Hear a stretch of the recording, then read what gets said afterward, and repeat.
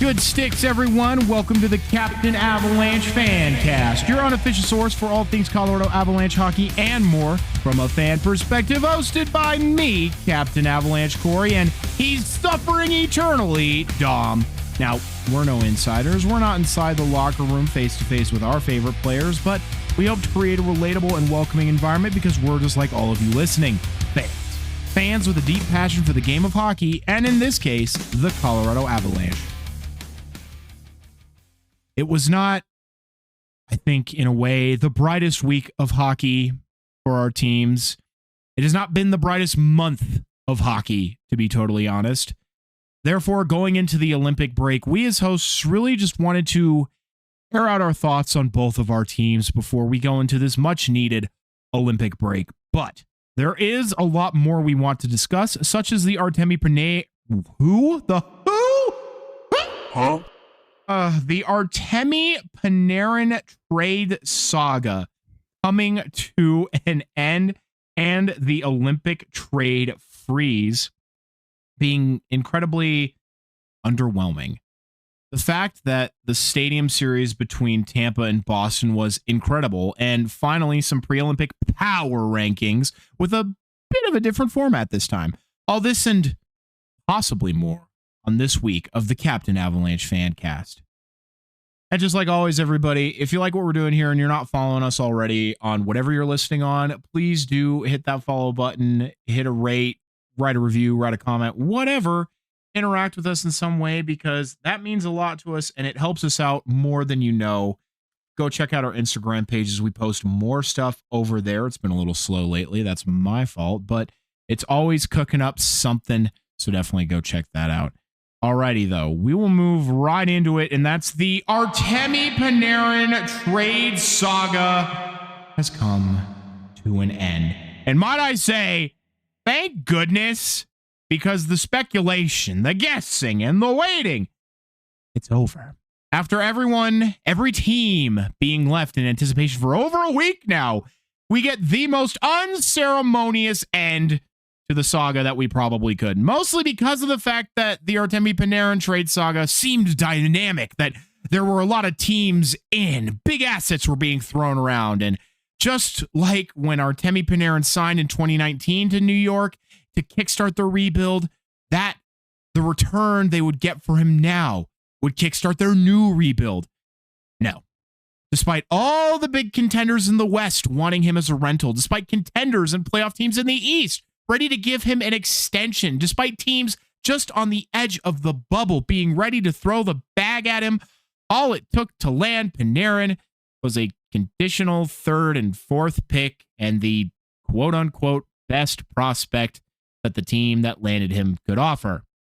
And that was all the Los Angeles Kings needed to offer because apparently Los Angeles was the only place that Panarin wanted to go. And with a full no-move clause, Panarin had full control over the situation, effectively tying the hands of GM Chris Drury and the Rangers. They're lucky that they got anything back at all. The hilarity to me is the Kings? Really?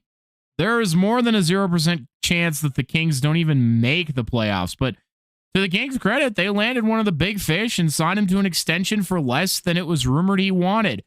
Hell, the Kraken were ready to give the man $14 million, and he said, fuck that. Hey, yo, what the But Tom, I wanted you to interject here because the Sharks were interested in Artemi Panarin, but Chris Drury's asking price was something that led to quite the hilarious rebuttal from Sharks GM Mike Greer. So would you care to speak on the subject? Yeah. I mean, it was the ask. I feel like was hideous. It's reminiscent of someone who's trying to take one of your like star players in fantasy football and give you a bunch of scraps in return kind of offer. Like, I'm sorry, are you kidding me? That you take that from the Kings, you take a prospect that, to be fair, I don't know the Kings prospect pool, but a person I've never heard their name before, a conditional third and maybe a conditional fourth if somehow the Kings win 2 rounds in the playoffs. Spoiler alert, they won't. That's all you're going to get in return. But then you're going to demand that any trade to the Sharks, you must have Will Smith coming back. Will Smith. Are you kidding me? What is this nonsense? Clearly, Panarin wanted to go to California. He wanted to be living it up on the West Coast, enjoying that sunshine and everything, that all the benefits or pitfalls, depending on your perspective, that comes with it. But I felt disrespected. And you're right. GM Mike Grier, he is a legend. He does not need many words. He just had a simple response.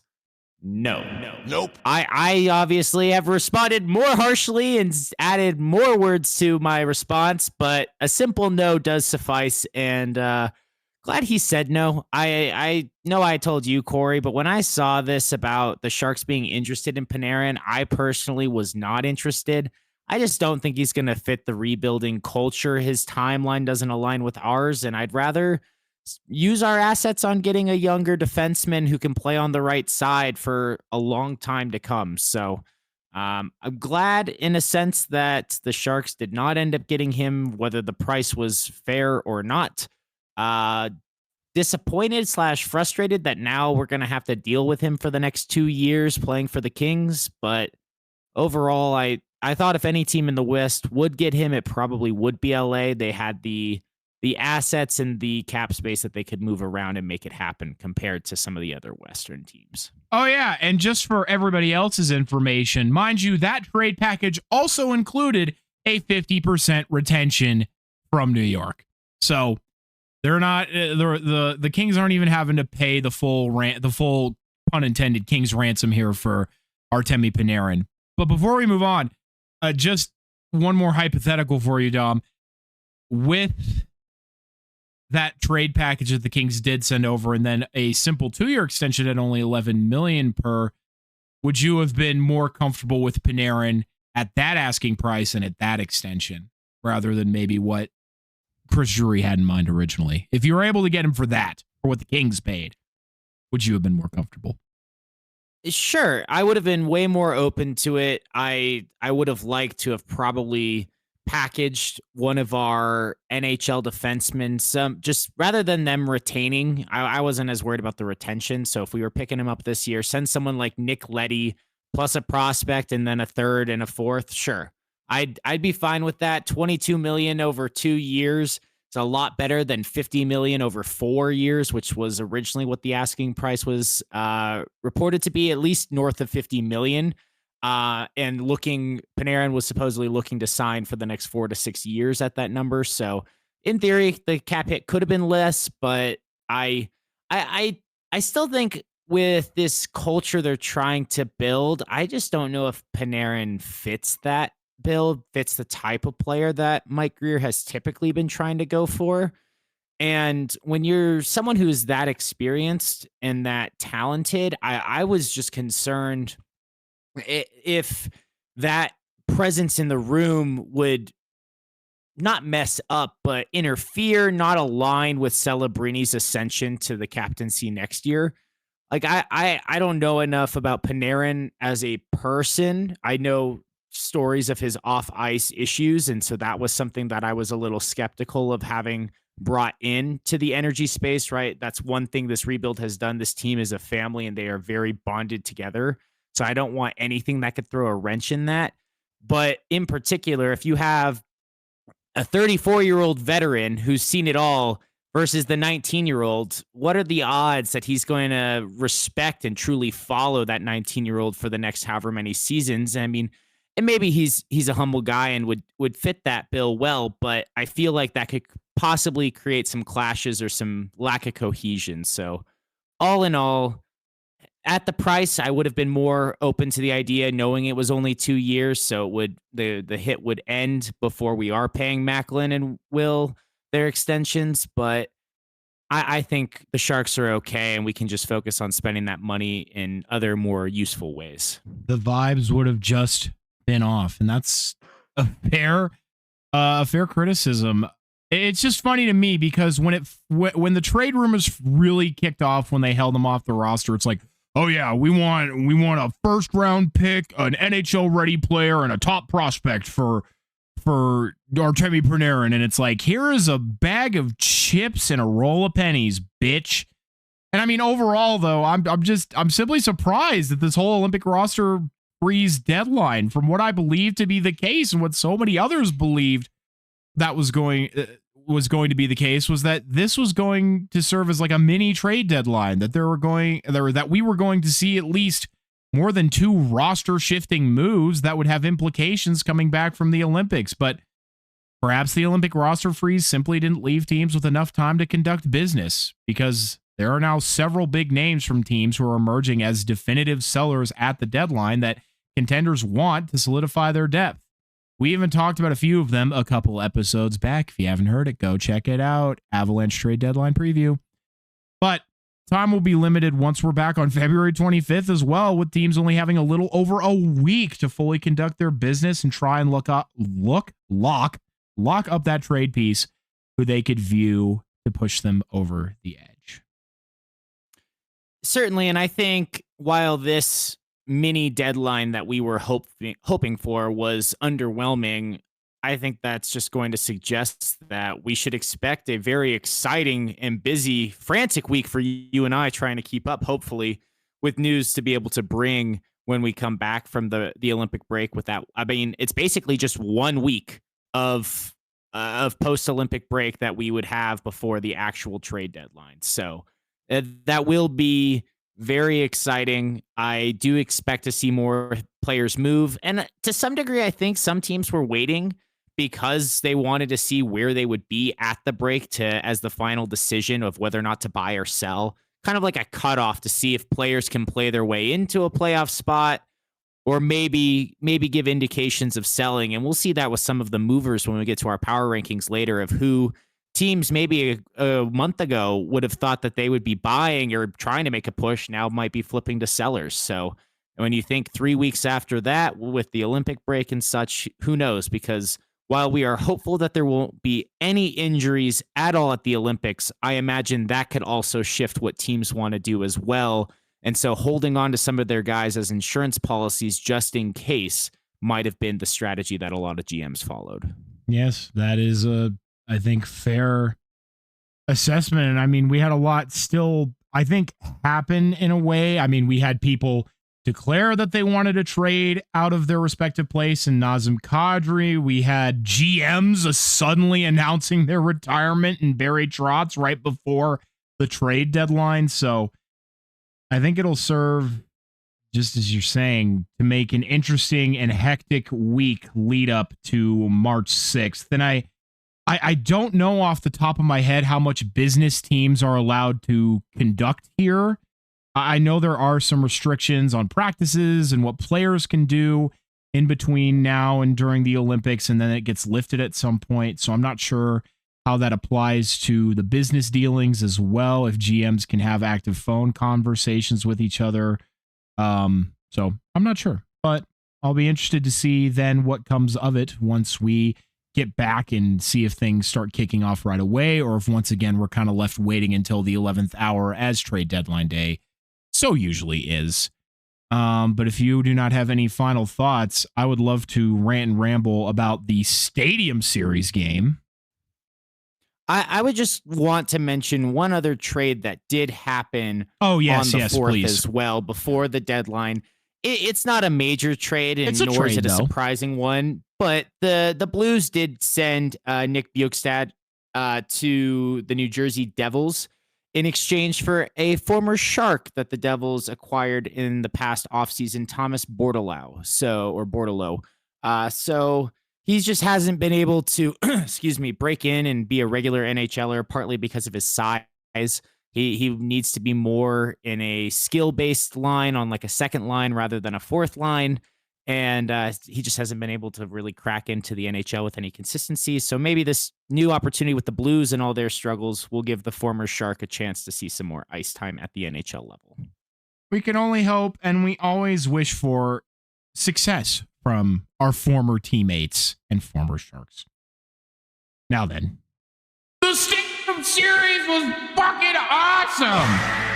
And I think that I might be in the minority at least from what I've seen. I love the Stadium Series games, the outdoor games, the Winter Classics, the works. I don't care if it feels gimmicky or there is a gimmick or silly theme built into it. That's what I like. Seeing hockey in a massive stadium outdoors with big introductions, unique jerseys, and massive noise. I thought the Pirate team in Tampa was actually really fun, and watching PK Subban scream his head off in terror on Pirates of the Caribbean and Disney was hilarious. Everyone complains hockey players have sticks up their ass and that there isn't enough emotion or personality in the league. Then when they try and put together a fun event like this, everyone shits on and complains about the execution or the thing in general. Listen, I don't like Gary Bettman either. I have made my grievances with him and the rest of the league very known on here and will continue to do so. But God forbid we as viewers allow ourselves to have a little bit of fun, even if it is in an unconventional venue. Yes, the Winter Classic should be in a cold place, and that's being corrected for next season. But hockey is growing everywhere, and we should want to embrace that, even if it doesn't fit the conventional mold. If you don't like it, that's fine. And I may not be able to change your mind, but that doesn't change the fact that this game was fucking awesome. It had everything you could have wanted. A division rivalry matchup, a desperate team in Boston who needs every point that they can get in an ultra-competitive Atlantic, domination that was leaning towards a blowout, then a sudden and miraculous comeback, overtime, controversy, and a goalie fight. How could you not love this? Then it was surrounded by a giant treasure map and pirates? Hell yeah! But the game genuinely had me glued to the screen. I watch a lot of hockey, and sometimes it can be hard to focus on a particularly disinteresting game. This game had me hooked. What a great time. However, Tampa continues to surge and has now made multiple comeback victories. This Tampa team feels deep, or is deep, and it feels like we are never without a dominant team from Florida.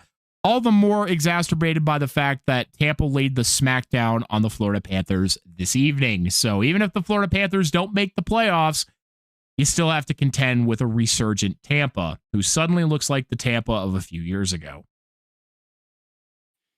Yeah, Tampa is resurgent. I think everybody would be projecting, in spite of the Avalanche injuries, right? Everybody should be projecting that you would see a rematch from that cup final a few years ago between Tampa and Colorado, just based on record, right? If we just look purely at record, those would be the teams from East and West who you would expect to see in the final.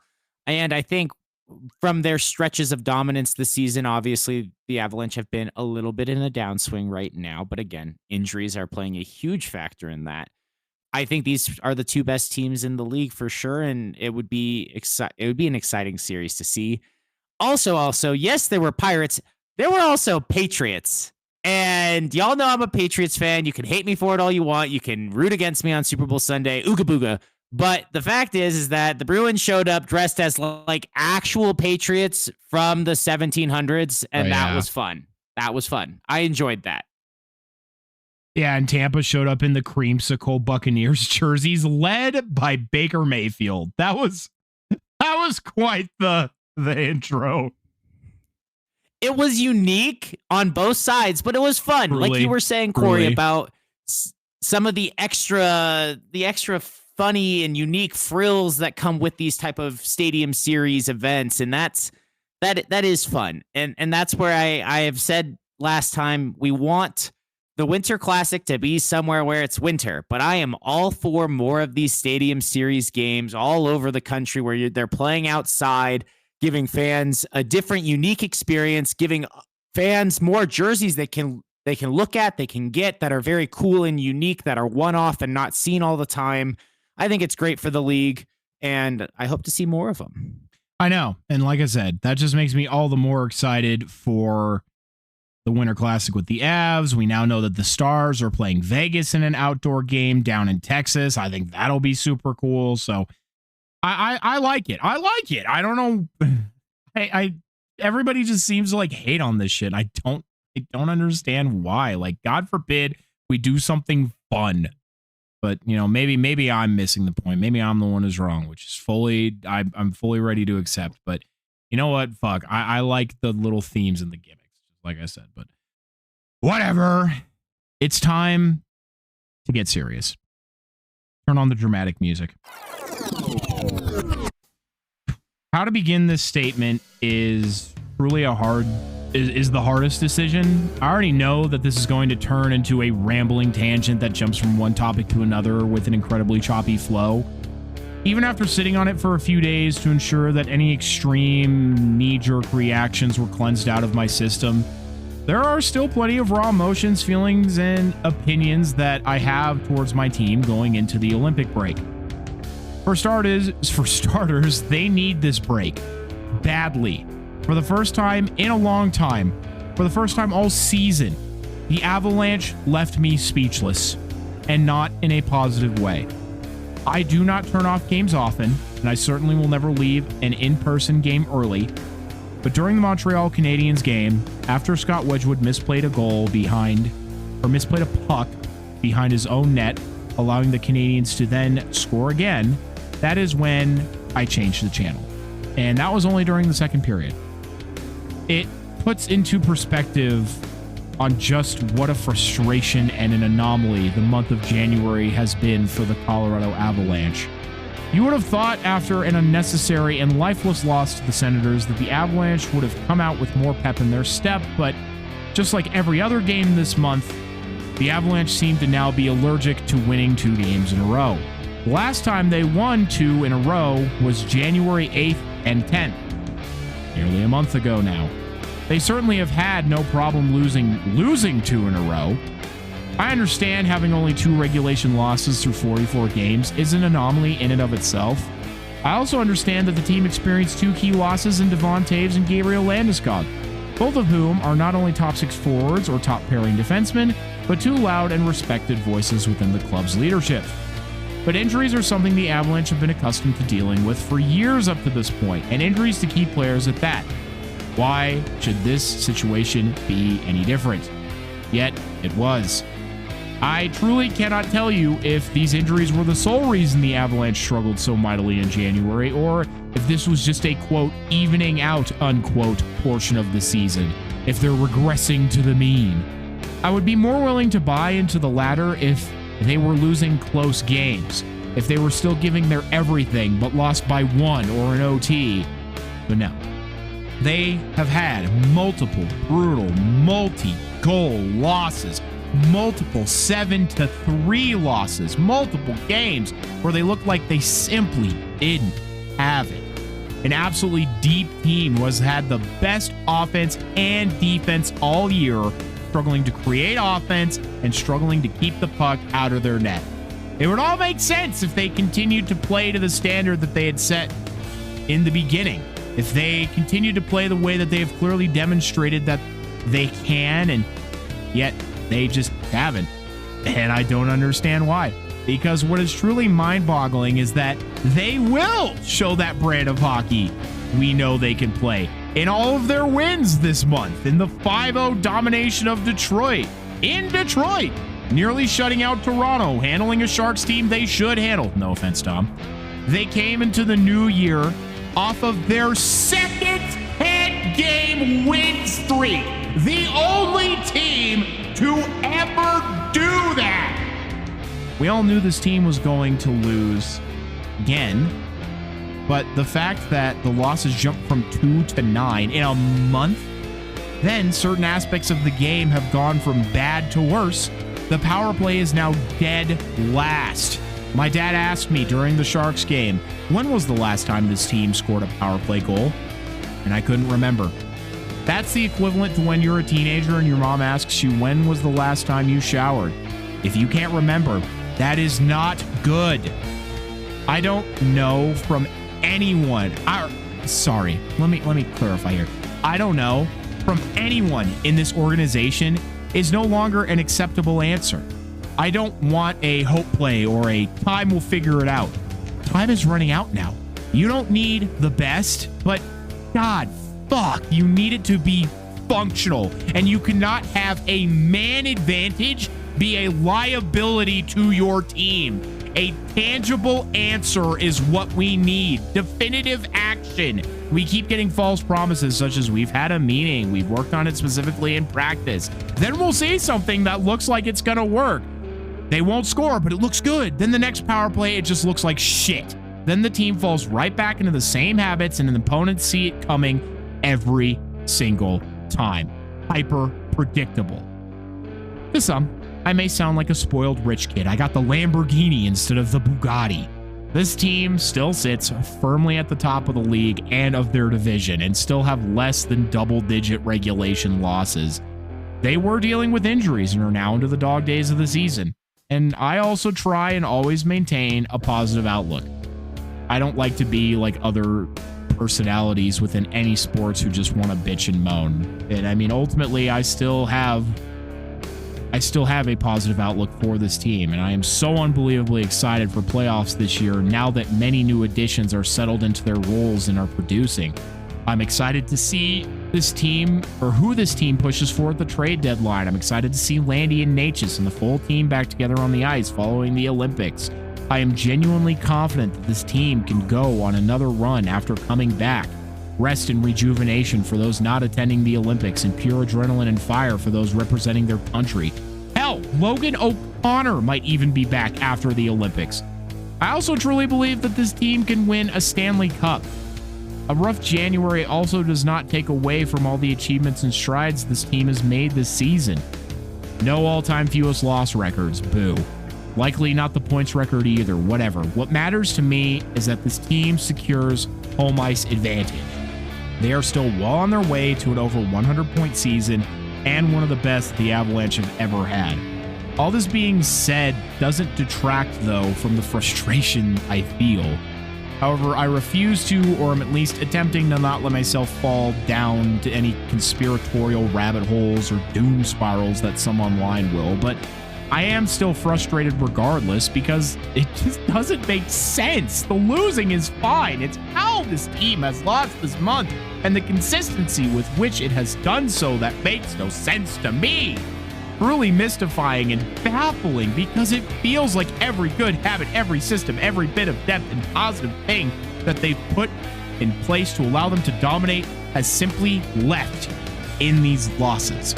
A team that has played a full 60, even when they were crushing their opponents, doesn't look like they can even play 20 some nights. That being said, it doesn't feel like a lack of effort or try. It doesn't look like they don't care. Some losses, they are still shelling their opponents with shots and chances, but they just can't overcome. Everyone says that they're happy that the Avalanche are experiencing adversity because the comparisons to the Boston team that blew it all will never end until a cup is hoisted. Boston didn't lose in round one because they, quote, didn't face adversity, close quote, in the regular season. They lost because those in charge made the wrong decisions and chances were missed. Not to mention the Florida team that they faced was very close to the one that we would see go on to win 2 consecutive Stanley Cups.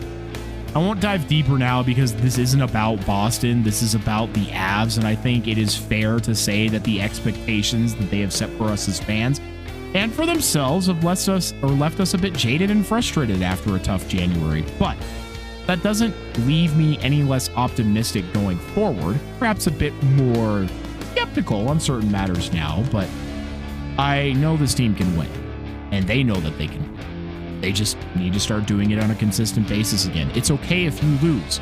Just win 3 or 4, then lose, which I know they can.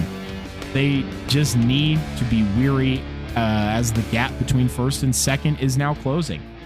Force that shit right back open. Well, I think that was a well-said monologue, and I did not want to interrupt you at any point. I'm going to correct you at the end there and say I think you meant wary because this team looks weary. They look like they need this break, like you said. They look tired, and they do need to be mindful because of that gap closing. To be fair, though, in December, we saw Dallas and Minnesota fall off, and I was making bold predictions and saying how Minnesota wasn't even going to make the playoffs, and then they won 6 straight just to shut me up. And apparently I wasn't paying enough attention because 2 of those happened before I made my dumbass bold prediction. Not that that matters. obviously it's not been a great week for me either. So I'm right there with you, Corey, trying to have some positivity and not be too negative about the standing of either of our teams. But I do think this team is just a little tired. I think they did, without Landeskog in the lineup, take their foot off the gas just a little bit. And yes, they're still playing the full 60 some nights, even when they're crushing opponents. Yes, they're still getting tons of shots on goal, even if they're not going in some other games. But there are certainly games that don't look like the Avalanche that we've come to expect this season. Their identity just seems lost in those games where it's an entirely different team on the ice that doesn't have that sheer force of will to go out there and just dominate a team for 60 minutes. So I think a break is good for everyone sometimes. I think the Olympics are going to be rejuvenating and challenging for guys. They're going to play and build chemistry, or have to build chemistry with different players from all around the league and around the world, obviously, playing with their countrymen, some of which who aren't even in the NHL. I mean, I guess not on Canada's roster, but anyways, you understand my point here. Canada and USA is pure NHL. But regardless, I think for the guys who get to stay at home and rest, they can take care of their bodies. They can get their mind right. Having a break in the season it's rare. So capitalize on it. What do they do for themselves? It's kind of like spring break, except for how are you going to use that time to be a grown-up and recharge, read a book, just spend extra time resting or getting out into nature. Who knows? Depending on the individual, I'm sure they will each do what is best for them. And I'm hoping the Sharks do the same thing, because I know coming into this Olympic break, both of our teams were struggling, and it made for an interesting game between the two, though I think the outcome of an Avalanche win was fitting and probably what we both would have expected. I want to back up, though, to something you said near the beginning and get your thoughts on this, because I know I mentioned this idea, and I wanted to have the discussion of the Avalanche power play. And my new theory / proposed solution, which, to be fair, I don't remember if you put this idea in my head when the conversation started, so I want to give you credit here, Corey, if it did originate from you. But if the Avalanche can't play 5-on-4, then what can they change? The power play, they focus on it. What's going wrong? In most power plays, you go 4 offense and 1 defense these days. And part of what had me thinking about this is when texting Natalie during the Sharks game, actually, my sister, shout out to her. She was also there with her friend Lulu. But she was asking me, why are we so bad at 4-on-4? It's just like a penalty kill. And I was explaining to her, well, not exactly, because on a penalty kill, at least you can put out your defensive players and play defense. Now you have to play both ways, and that can leave you vulnerable and have spacing differences. So tying this back in into the actual question I want to ask you, Corey, should the Avalanche consider rolling regular lines on their power play instead? Throw out the top line with your top pairing of defensemen with 2 defensemen, because you are like the best team or one of the best teams in the league. Obviously, the January stats might be different, but the best team in the league, if we look beyond just January, at 5-on-5. So just play your normal 5-on-5 game and take advantage of the extra ice. What are your thoughts on that? Okay. Well, first and foremost, I just want to say that for everybody, my goal of this whole thing was not to sound like a petulant child. And I mean, for this, we analyze games on an individual level a lot. But I mean, for this month, it was literally win 1, lose 2, win 1, lose 2, win 1, lose 1, win 1. So, I mean, it's been very up and down. So I just wanted a different approach. Rather than just sitting here and talking about the games on an individual basis, I wanted to just talk about the team as a whole. Because for me, I feel a lot with hockey. I'm very emotionally in tune with my team. Does that mean I'm going to fucking throw a fist through a wall? No, absolutely not. But I mean, the game means a lot to me. The team means a lot to me. At the end of the day, yes, it is just a game. I will be okay. But that is also why I always take a moment to sit with my thoughts and try not to let my emotions get the best of me. But I don't think it's unreasonable that neither I or Dom are frustrated with our hockey teams, especially when you know that they could play better. Now, to answer your question, Dom, first and foremost, for me, ultimately on the power play, I should not have to know the answer. You know what I mean? I am a fan. The people who should know the fucking answer are the motherfuckers on and behind the bench. And yet, for some reason, you have some of the singularly best players on earth who you know can play together. They've shown it everywhere else. And yet somehow, some way, when they have an extra skater on the ice, it just doesn't work. And it makes no sense to me. So to answer your initial question on should they deploy, regular lines out there, no. And the reason I say that is because when they tried it at this most recent game, it was arguably worse than what they were trying before, which was already bad.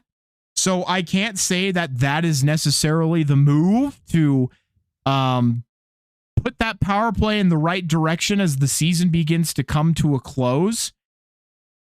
Man, this is literally just, again, fan perspective. If you want me to take a shot on how I would do it, this is how I would do it. The problem is when they enter the zone, they're immediately turning around. And I mean, they're basically still at the line when they hit their zone entries. They're immediately turning around and looking for that backwards pass up to the quarterback position where Cale Makar stands. That's at the blue line for those of you who are not familiar with what I'm talking about. Quarterback is usually your defenseman. They stand at the blue line and they help facilitate the passing around the power play. Problem is when they're entering the zone, they're immediately looking for that backwards pass to the quarterback position. The problem being, though, is most of the time they have 2 or 3 guys on them and they immediately get stripped of the puck. When you're entering the zone, you need to try and keep the puck on your stick and get a little deeper. But the Avalanche are also a really good rush team. So to me, there's nothing wrong with the fact that these players are faster than everybody else. If you're managing to enter the zone without the puck being stripped from your stick, keep going, dive deep. And if you see the opportunity, just go for the net.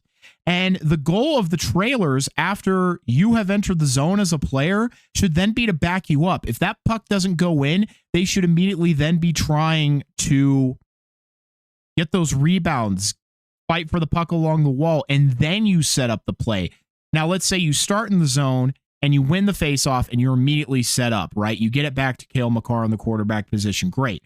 What the Avalanche should be trying to do is something that we have seen work, and they refuse to implement it again. And I genuinely don't know why. They need to be going, in my mind, for a 1-3-1 structure. And for those of you who are visual learners, imagine it like this. Cale Makar is the first one. He's at the top of the zone at the blue line. He is 1. And then there's 3. So 3 people in the middle of the zone. In the middle, you have probably Nathan. No, you would probably have I'd say Nathan MacKinnon. And then on your left and your right, you would have, I think, Brock Nelson and Marty Necas. Or you can put Lehkonen in the middle and then McKinnon on the left-hand side for those bombs. And then the other one is Valeri Nichushkin or Gabriel Landeskog at the net front. Big bodies that are hard to move, taking away the eyes of the goaltender. Cale Makar likes to shoot it from deep. Well, perfect. If you have a guy in the middle and then a guy right in front of the goaltender taking his eyes away, that's a double-layered screen. If Cale Makar wants to try and shoot it from the top, he can. Then when he's getting pressured from the power or from the penalty killers, then it's like, well, shit, we either have to pressure Makar and force him to give it up to McKinnon, or we have to guard McKinnon, leaving Makar wide open. So it's a lose-lose either way. We've also learned that Brock Nelson has an absolute bomb from the right-hand side to go into the net. We've seen that work. So once again, if you have eyes in front or eyes taken away in front by Valeri Nichushkin, that works all the better. If the goalie saves it, you have Valeri Nichushkin in front to clean up the garbage. And then if you need to pass it to the other side, you also have Nathan MacKinnon with a bomb. So what I'm saying is I think there are strategies that we've seen them employ that works, but for some reason, they just resort back to the same predictable patterns over and over again. And you just watch the puck continuously get cleared down the ice. And it's like, try something different. Simplify this a little bit, because they're constantly entering the zone and just passing into coverage. You can see this with your eyes, whether you're on the ice or not. I know we see more as viewers, as spectators, but Come the fuck on. As a player on the ice, you're really going to try and thread a pass through 2 penalty killers to your guy up top? No. Dive down deep, get behind their D, then try and set something up. Don't try and do it in the least optimal position. That was very ranty. I'm sorry. I hope that somehow answers your question, but that was my full thought. Well, not only did you somehow answer my question, I thought you put together a great response, and it had me thinking, and I'm still going to explain my original proposition, though I am convinced on the 1-3-1, because if you don't have Val Nichushkin right up in the middle or Gabe Landeskog, you're doing it wrong. You have the big player, put the big player in front of the net, and then a defenseman either is on them, which then means they're diamond, right? If there's a penalty kill, and part of why they have struggle with these drop passes at the blue line, you have the tip of the diamond. They're typically the one in the neutral zone, maybe trying to mess up a pass, but skating backwards. And then you have 2 next layer standing at the blue line, and then 1 guy in the middle on your penalty kill typically. That's your typical diamond that almost every team in the league implements. So when you have those drop passes just along the blue line, along the boards, right? Then you have 2 guys who can converge, whoever is on that wing of the diamond and whoever was at the front tip of the diamond, right? Well, your diamond is weekend, or that tip has to drop back more to the center if you force them to play in the middle. So regardless of if you're running a 3-2, right, a classic offense, a line of forwards and a defensive pairing, or if you're running the 1-3-1, you should always be putting somebody in front of the net. That is a bare minimum regardless, I have to say, and I would agree. My suggestion or my technique was going to be, when you're saying simplify it, Corey, I agree. With the diamond, teams are trying to prevent the puck from entering the zone clean. And if you're not entering the zone clean, if you can't skate right by them and the drop pass isn't working, well, the thing is the closest person to the puck, the closest skater anyway, is up in the middle of the ice. They're not off on a side. They haven't picked a corner or anything. Chip and chase. You have these fast players. Don't even bother with these drop pass plays. Or if you're going to drop pass it, do it in the neutral zone and let somebody blast one down the boards and let McKinnon or Natchez just go be the fastest player on the ice. Just go win the race. Their penalty kill back. So when you're saying simplified, and when you said that, Corey, it totally resonated with me, and I agree. Get the puck deeper. Whether it is on your stick or if you have to go recover, that's fine. It is going to be harder for them to clear from behind their own goal than it is from their own blue line. It's that simple. Is this a perfect solution? Is it an elegant one? No, it is simple hockey fundamentals, and I'm not saying it is the solution. I'm just saying it's you got to tear down this entire building and build a new foundation, because the current one is clearly not working. Now back to my reasoning for I was going to say exactly right. Go on. The 3-2. Sorry, I want to let you jump in there if you had more you wanted to say. No, I'm good. I'm good. Back to why I proposed the going to a standard 3-2 with a defensive pairing out there. One of the recent problems in January for the Avalanche, and a problem experienced by the Sharks as well, is shorthanded goals allowed. And so, honestly, if you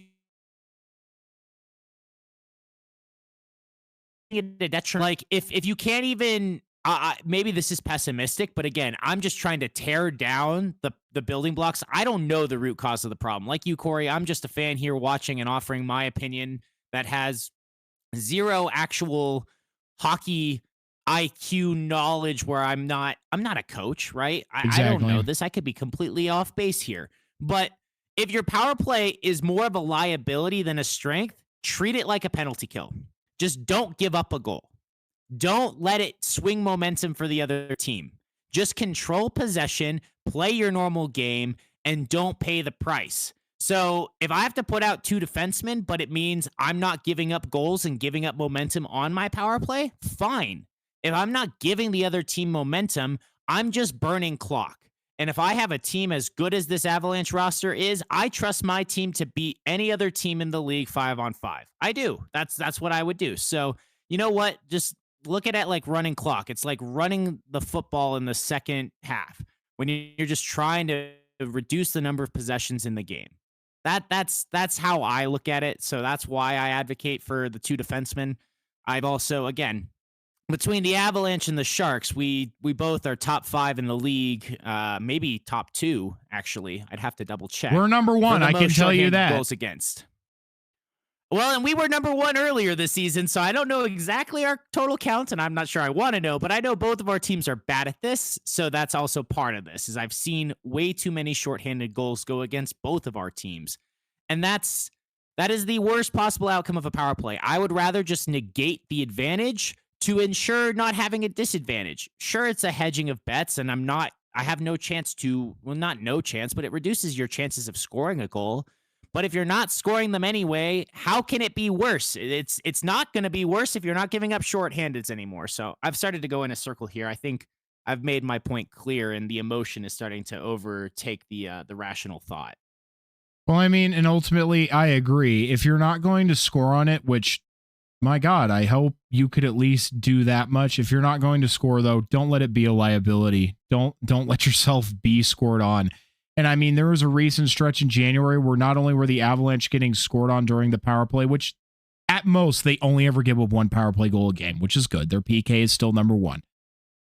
But then they were also giving up a shorty too. So you're giving up 2 goals to special teams, one of which shouldn't even be a goal. Power play, I can understand. It happens. Like an 85% PK is amazing. That means you're only getting scored on 15% of the time by some really good power plays. But when you're giving up a goal also on your own power play, that's liability territory. So, I mean, in all due respect, I can agree with you in that regard and that reasoning for why it should just be a 3-2. But, you know, you said that you were letting yourself get too into your emotions. Well, Dom, I'm going to let you get right back into those emotions because it's time for you to talk about the state of the Sharks going into the Olympics. So please air your grievances, Dom. Oh, wait, sorry. Before I finish, Nathan MacKinnon hit 700 career assists, major milestone. Dude's probably going to be the best Avs forward by the time he retires. Anyway, go ahead, Dom. Emotions.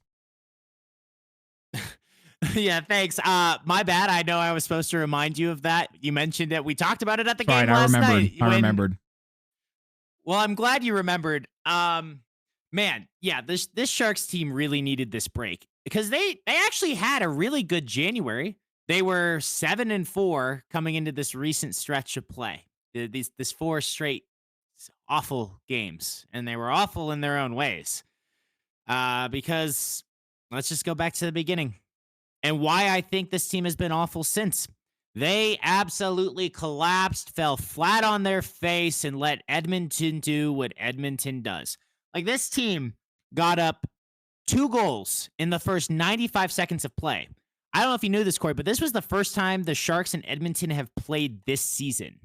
All 4 of their games are backloaded on the schedule. Well, no, you want to know what's so funny that you say that? I think the Kings and the Knights are playing again, like against each other tonight. It seems like all of a sudden, all of the divisional games are happening right now. The Stars have played the Blues like 3 times in the last 2 weeks. The Kings and the Knights have played each other like 3 times in the last 2 weeks. You guys just played the Flames. Edmonton just played the Flames. So, like, all of these divisional matchups are happening at the same time. What the fuck? Hey, yo, what the fuck?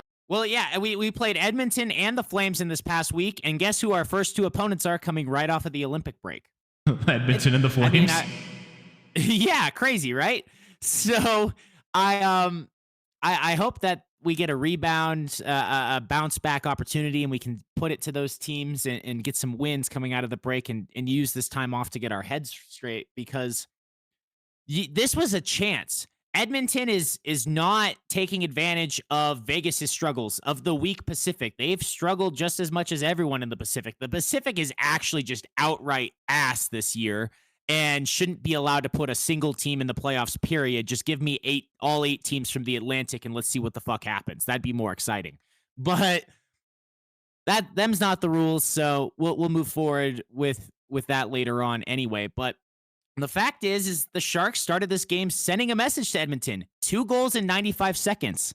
Graf scoring 26 seconds in off assists from Celebrini and Smith. The first line going top line against top line. scoring on McDavid and Draisaitl and all the best that Edmonton has to offer. Our best line just upstaged them. And then Gaudette got a rush chance thanks to Eklund forcing a turnover right near the benches. Sharks go up 2-0. Then Michael Misa scores his second of the season 10 minutes later to give the Sharks another 3-0 lead in the first period. So the start of this game, one period, 10 minutes or 11 minutes of the game, it felt really great. It was like, hey, we're finally doing this against a good team. We're going to get one on Edmonton, win for the first time after losing like 7 straight to them in Edmonton, I think is what it was at. So why didn't we? Well, McDavid and Draisaitl and Edmonton just did what they do late in the game because the Sharks owned the first period, or at least the majority of it. Edmonton did push back in the second half of the first period. But they played well defensively in the second period.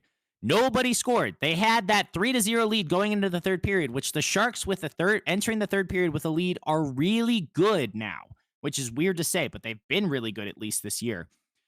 And they gave up an early one in the third, but it was really the last 5 minutes of the game where they were just turtling or they just were getting cycled. Whatever it was, they couldn't get the puck and they were letting McDavid do what he does. They were giving him space. They weren't putting a body on him or Draisaitl or anyone.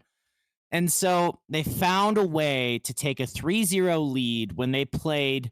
I mean, I'll be honest, even though they gave up a goal, I think they played 50 minutes of this game really well and they were the better team. In the final, 10 minutes, they just let Edmonton walk all over them and come back into the game. And then, of course, they scored 3 unanswered in the third, right? So you just had this sense that Edmonton's going to win in overtime.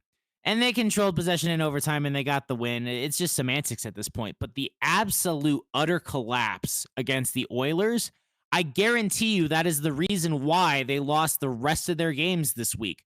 Because they should have won a very winnable game at Calgary against a very beatable opponent, a game they need to win for the playoff hunt. They should have won a game against a very beatable opponent in Chicago had they not just once again refused to play well. The only thing I can think of is that this is a young team. They are inexperienced other than their defensive core where they have more of their veterans and their defensive core is their biggest liability. So you're not counting on them for leadership every night. So I'm sorry, I'm ranting now. And that's what tonight's in the tank equivalent is going to be. I'm happy we didn't call it in the tank because it's just more in the suffering. It's like in the suffering with Squidward. That's how it feels right now.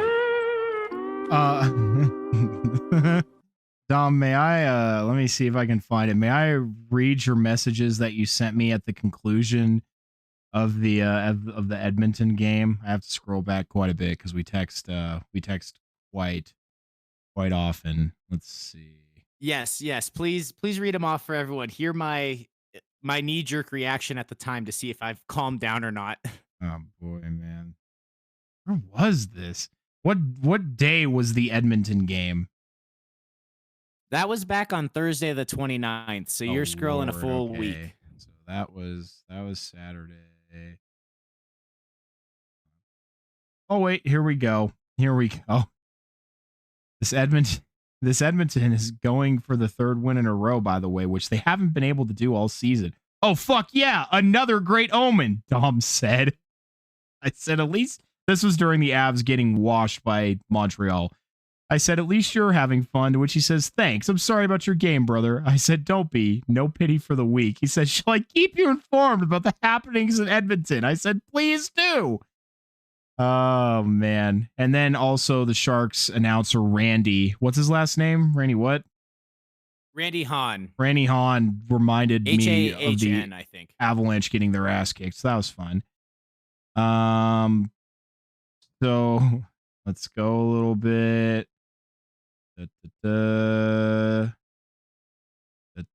We're almost there. Down to the final 4 minutes of the game. Oilers pulled the goalie at 3:44, and McDavid just scored with 3:05 remaining. Fuckity fuck me. Please don't give him points. And then, God, I hope no more. That would not be good. We've burned some more clock in the offensive zone. Less than 2 minutes to go, and the goalie is pulled again.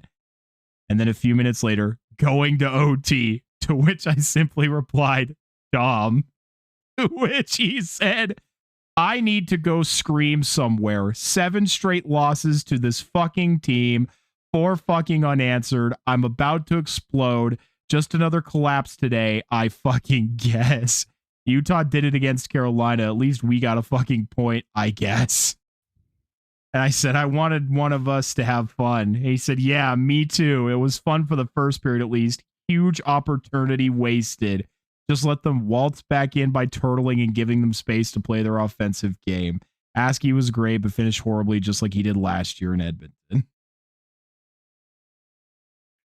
Well, and that was going to be my next point. So thank you for reading that off, Corey. And yeah, apparently this was also our only point of the week. So I guess that silver lining landed and it still hit and resonated now. But Askey was great against Edmonton last year until the last period, in the last 5 minutes of the last period in particular. And that exact same thing happened again.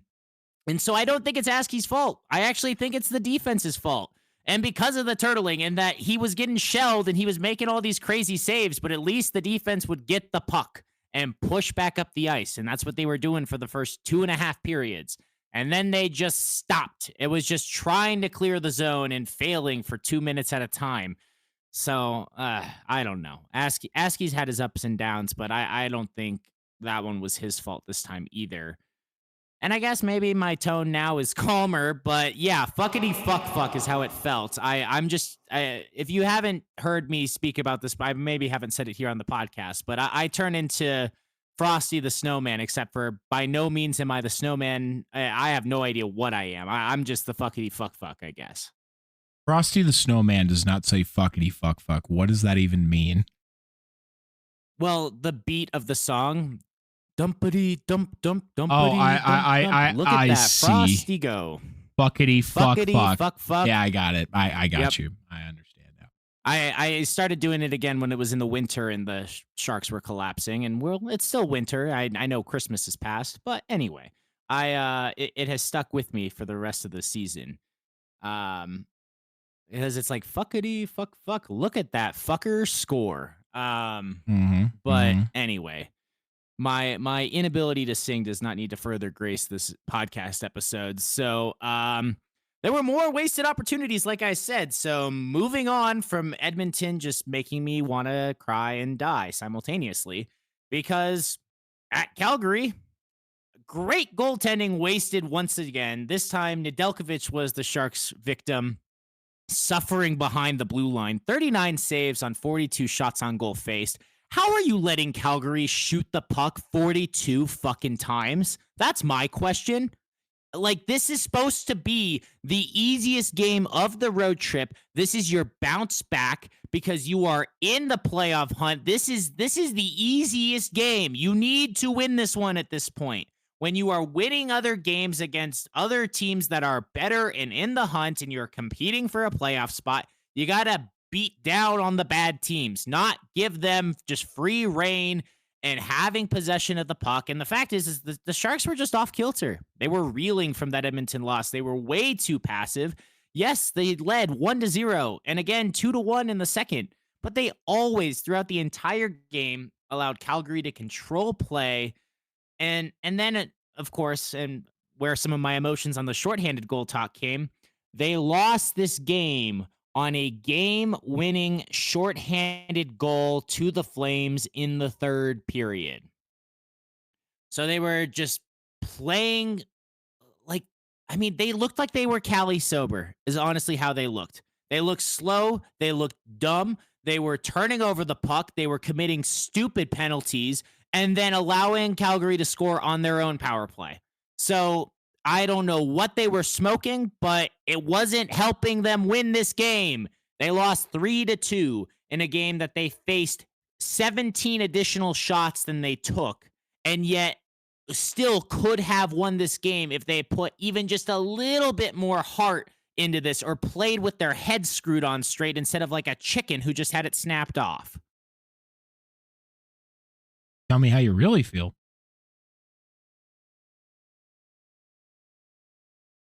Oh, that was the end of my statement, Corey. I can't tell if you wanted to jump in. Oh, there about okay. Calgary. No. Calgary. Other than, watching how you guys played at the end of that game, I mean, like I was saying, watching the Sharks game, which once again, Dom and I attended together. None of you came and said hi. I'm very disappointed. Macklin has that clutch gene. And that's why I'm very, very convinced that if Canada makes it to the gold medal round here in the Olympics, that Macklin has a very high chance of being the one who scores that golden goal. The kid is beyond clutch. And we were talking about it, that he has this insane ability to receive the puck on his stick, look at the net, identify the spot he wants to shoot, and hit it. And he does that all in less than a second. He's truly remarkable. And I mean, he almost had that moment against Calgary, but he just can't do it all himself every single time. And I mean, that's the next step the team needs to take is, and I think, honestly, I think I've said this before, is where Macklin's not doing everything himself. He can do a lot of Macklin miracles, but unfortunately, you're playing against other professionals. You're playing against other best in the world. So even though they're not all on Macklin's level, they still know how to win a game. So yeah, that's what I got. Well, and that's a good point, because the storyline of the game versus Calgary and the game versus the Avalanche they're different in some big ways, but they're also very similar, because the Sharks were outshot, I think, by 17 shots on goal, 42-25 against Colorado as well. So that's just funny coincidence. They lost by being outscored. Well, not outscored in the third period, but they lost to a goal scored in the third period. Also, Macklin had 0 points in both games, but hit the crossbar both times. He had more posts than he had points. He did. He's off by a few inches, and that is the difference between this team winning and losing.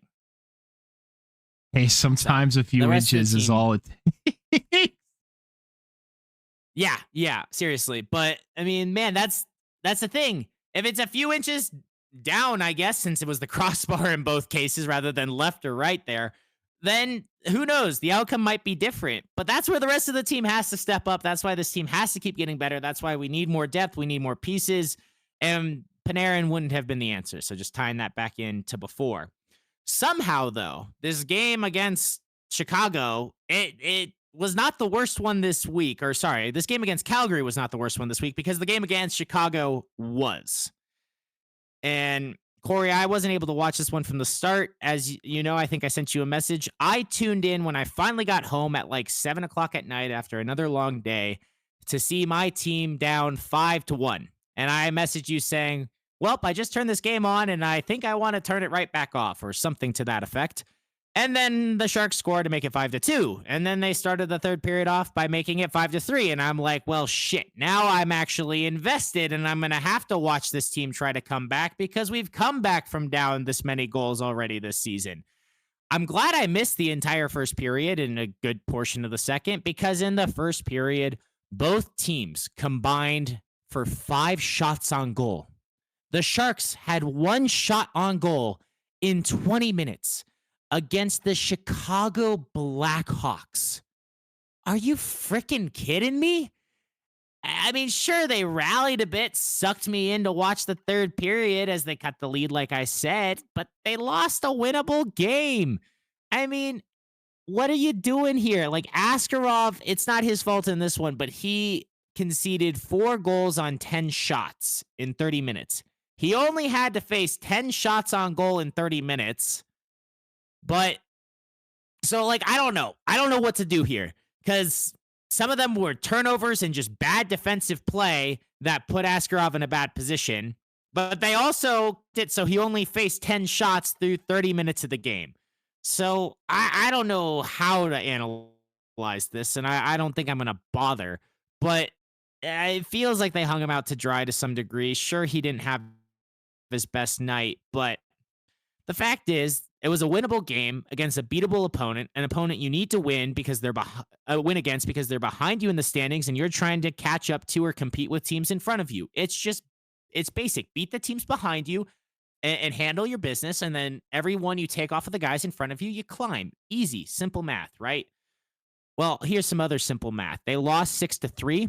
They hit the post 3 times in the third period alone. They hit each post and the crossbar in just the third period while I was watching.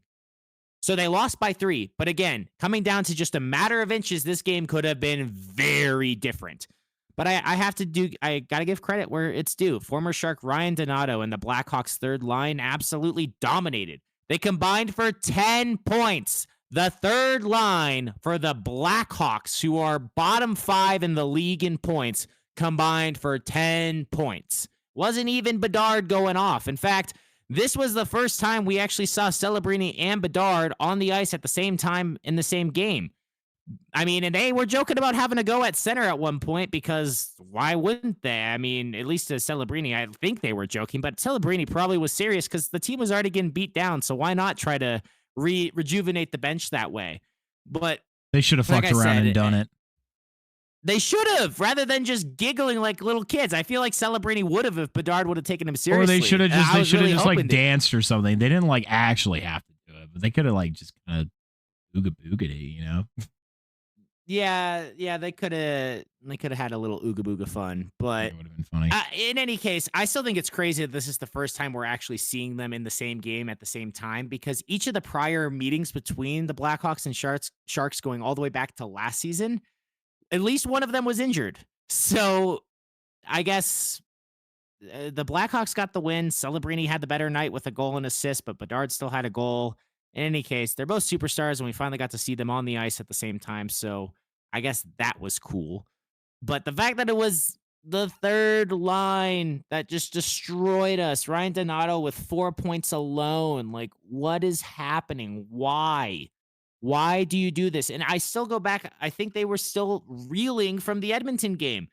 They have the ability to play well. The third period against Colorado was the best period they played all week since the collapse to Edmonton, right? Since that first period against Edmonton, the third period against Colorado was the best period. Everything else in between was just shitty, just plain old shitty. And I don't know what to point to for the flip switch other than just being caught up in their head and inexperienced and not having the mental fortitude to overcome that. So, I mean, ultimately, I Corey, think that's all it is. It's just experience. You know what I mean? Is you have to lose shitty to understand how to not lose shitty. It's simple as that. It sounds so stupid and dumb, but it's true. You need to go through that as a young team to gain that understanding of kind of what's right and wrong in that scenario. And so they are now learning, maybe we shouldn't try and end our games this way. So I by all means am confident in them to understand how to, or to learn from this. And I agree. I think also they're healthier now. Like, they got a lot of players back just in time for the break here. Kiefer Sherwood starting his first game in teal against the Avalanche, right? So I think may I interject with Kiefer Sherwood? He looked exactly like how I expected him to look in a Sharks jersey, and that's how he looks in every other jersey. A tenacious little fucker he is. God, he was a pest the entire evening. He fits perfectly on your roster. Not that your roster is full of pests, but he is exactly what you guys need. He is, I think you said it last week, an energizer bunny. Oh my God.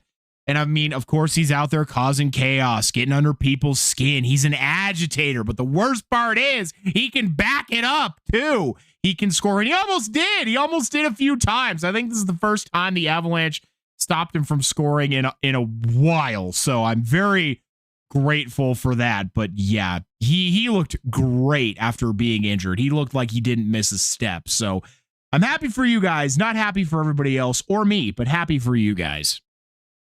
Well, thank you. And I was definitely happy to see him, and he did not disappoint with what I was hoping for, especially in that third, definitely generating some chances with his forechecking.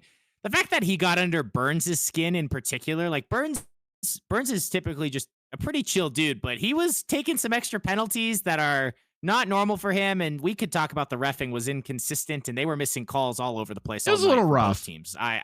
It was a little rough out there. And then some of the ones they called, I would agree. It's just like, seriously, all the shit you let go, you're going to call that. But anyway, he got under Burnsy's skin, which gave me mixed emotions as I was wearing my Brent Burns Sharks jersey. And I'm like, oh, what do I do here? I want the Sharks to have a power play, but not to Burnsy. Like, I like Burnsy. I don't like seeing him upset. But I was really hoping he probably would have got his shit rocked, and I don't want him to get injured. I remember saying this to you at the game, but he was like inches away from going and having a full fisticuffs with Josh Manson, and that would have been tasty. That would have been fun. And that energy that he's bringing, especially with Ryan Reeves on IR. Oh yeah, I forgot to mention that, but Ryan Reeves is on IR. We needed a pest. We needed a pest because we don't have our big bully. We still have other big bullies, but not the big one that everybody knows to be afraid of. So anyway, I agree. I'm excited to have Sherwood for the long term. I think with more time and more games, not just practice, but games playing with Macklin and Will Smith, the chemistry is going to get even better. They were early in the game in the first and second period. They did have some chances that were just missed chances, if you will, where their passing was just a little off. The chemistry wasn't quite in sync. And that's why I think in the third period, it was a lot better. They were starting to anticipate each other better. But yeah, I'm excited. I'm really excited to see more of his play, see more of his game moving forward after the break. And I think, like I said, he was a key reason why the third period was different from the first two. But backing up, there was after two periods, the Avalanche were out shooting the Sharks 31-13. And Askarov was standing on his head, doing the splits, doing everything imaginable, but letting the puck past him. And like the only one that got past him, or the first one that got past him, was the goober goal that I can't even tell how it went in or who hit it with all the different angles of replay. I have no idea, but it went in. And I'm glad the Sharks didn't challenge it because I don't think they would have been able to win that challenge. But got to give credit to Askarov. He had an incredible game, stellar performance. He finished with 38 saves on 41 shots faced, with one of those goals being the goober. So I'm giving him credit for, let's call it 38 saves on 40. Let's just take that one out of the equation because Dom, you didn't say it right. That it's not a goober goal. It's a goober goal. Yeah, very, very good point. You are correct. But I was happy to see in the third period that they showed some pushback. They were down 2-0 after two periods. They scored a goal really early on in the third, get some momentum going. Then they tie it up. And then Josh Manson fired an absolute piss missile that I remember like seeing the setup, and as the puck was coming towards him, you could see full windup. And I know you didn't hear me, but I was just like, oh no, this is not going to end well. And then bing, it goes straight into the net. And I was like, yep. I couldn't even be mad. I was just there, just like nodding my head, like, yep, you could see that one coming.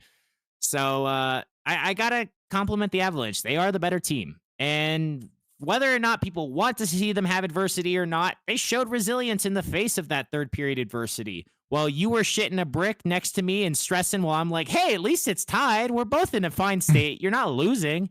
You were shitting a brick, and they were like, yeah, we'll be fine. We'll get the goal back, and we'll go on to win 4-2. So I just think that shows the class of Colorado, seeing them get a win that they needed before the break, bouncing back from some of their losses, and they should be beating the Sharks team. They are the better squad, and the Sharks will give them some challenges moving forward. Our top-end talent can go and push your top-end talent, but our depth is nowhere near yours. So, like I said, I at least, whether or not I said it here, I definitely said it yesterday.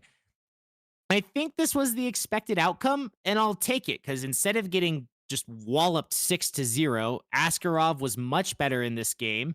And I liked that he got I know I originally was kind of wanting to see net in net and have him have another chance. And then I realized today, Askarov was the one who got forced out of the game last time we were here and we were at the game at Ball Arena. So I like that Coach Warsofsky has been consistent with that and giving the goalie a chance to bounce back and redeem themselves. And I think Askarov certainly did. And I guess to get them on board, that was fired by defenseman Tim Liljegren, right? I know it was redirected and everything. And you and I were joking, Corey, that It was actually your team who scored the goal based on the redirects, but against our goalies. So it was just ass backwards. But We won't ask questions.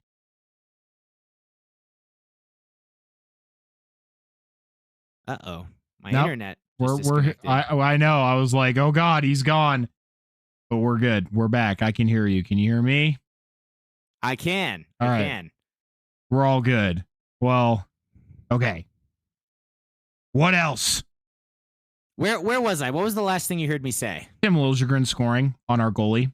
And you're like, it's just all ass backwards. Oh, yeah. And that was his fun fact first goal of the season for him. I don't know if that last part came through, but that was the last fun fact I had said before I was looking at my cycling Wi-Fi thing saying no connection. No connection. No connection. Yeah, but I think just wrapping up, it's tough to pick some Sharks of the Week here. And I do have just a quick. So while I think about who's going to join Askarov and Sharks of the Week, which is tough because Askarov, like I said, he gave up 4 on 10 faced against Calgary. So it's kind of tough to call him a Shark of the Week, but he was great against Edmonton and Colorado. So I'm going to give it to him. An important note for the roster, Vincent Iorio was waived and ultimately claimed by the Rangers. May he rest in peace. To clear a roster spot for the return of Shakir Mukmadulin. Kurashev also returned this week against the Flames, and Sherwood got his first start in Teal versus the Avs, as we mentioned. So a lot of roster moves and the roster getting healthier overall, with Reeves and Delandria the only ones remaining on IR. Only downside of getting some of these forwards back is Regenda was a healthy scratch. Getting some defensemen back. Dickinson was a healthy scratch a couple of times. So not necessarily sure how I feel about that. And I hope we can see some different line combinations coming out of the Olympic break. I'm interested to see what Coach Warsofsky does with his various options from a depth perspective. But Corey, any last thoughts before I give my pitiful attempt at Sharks of the Week? No final thoughts. Let's get those Sharks of the Week and then move into those power rankings. Alrighty. Well, Celebrini had only an okay week, especially by his standards, getting shut out in a couple games. So for once, he's not going to be on the board. I thought about giving it to Nedeljkovic for his game against Calgary, but he also gave up 2 goals on 7 shots in relief against Chicago. I already have Askey as my number 1, so I'm going to go with Will Smith as the number 2 Shark of the Week. He had a 5-game point streak with 8 points in the prior 5 games before having that snapped versus the Avalanche. And at number 3, let's go with Eklund. He also was on a 4-game point streak that was snapped versus Colorado last night, but the two of them combining for 12 points in the prior 5 games, that I feel like both of them deserve some credit for the wills there. The wills. Where there's a wills, there's a ways. Shout out Wills. If you're listening, I know you know. Shout out the wills. But all right.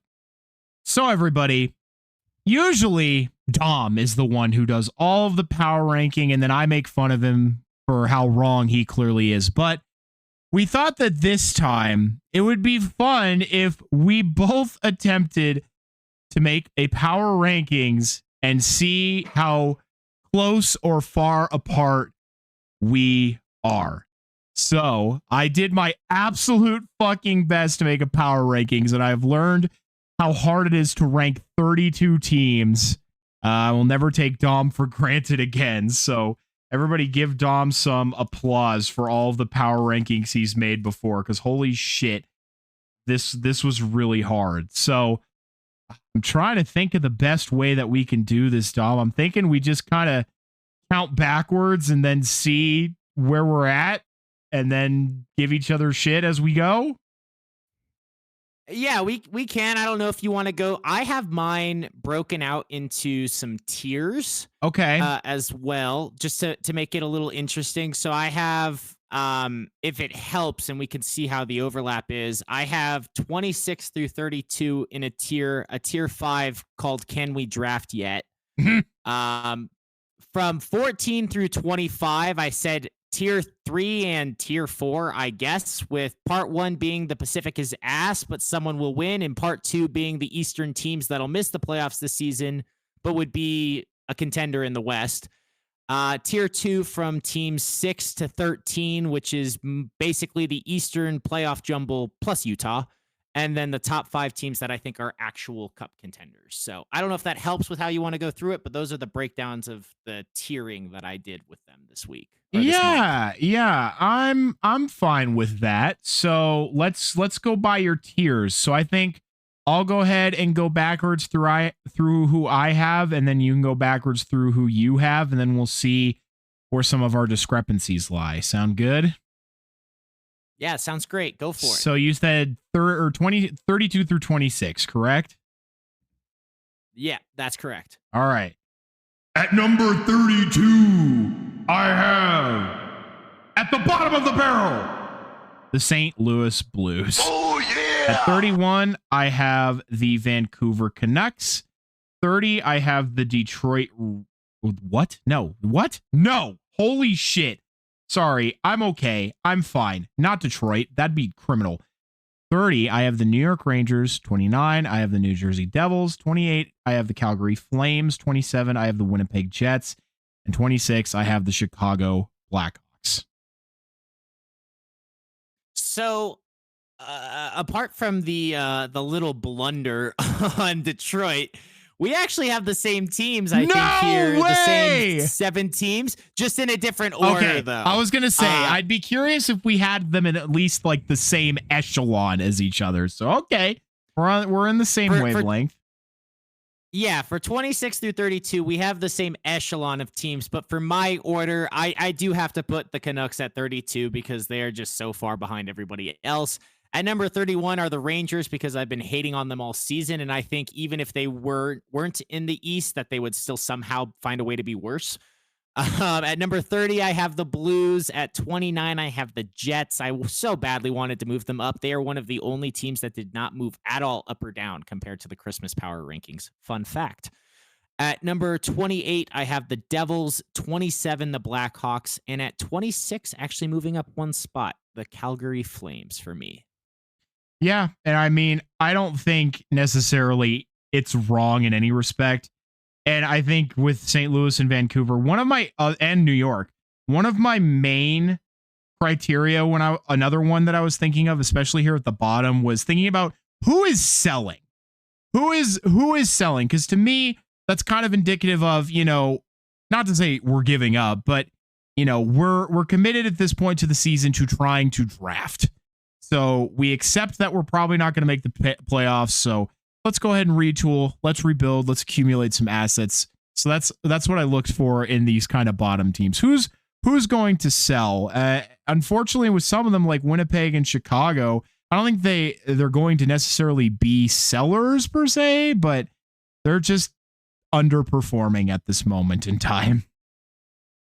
Well, and I agree with you. For me, like I said, I made the whole tier, can we draft yet? And to be fair, I don't necessarily know who's all going to be sellers. I just know which team I think. I went on upside for myself and where I was ranking them. And I think the Jets on their night, if Hellebuck's playing his best, have more upside than the Blues, the Rangers, or Canucks. But if the Devils cannot be dumb and figure out their Jack Hughes problem, because even when he's healthy, he hasn't been playing well at all, then they would still have more upside than the Jets. And I think the Blackhawks with a healthy Bedard have more upside than the Devils. And then the Flames, when Wolf is playing well and until they trade Kadri, I don't know. They also beat the Sharks this week, so maybe I'm giving them too much credit. But I agree with you. I don't think the Blackhawks are in a position where they need to be selling. They are young. They should be trying to not acquire things, but I think stand pat is the best way to put it.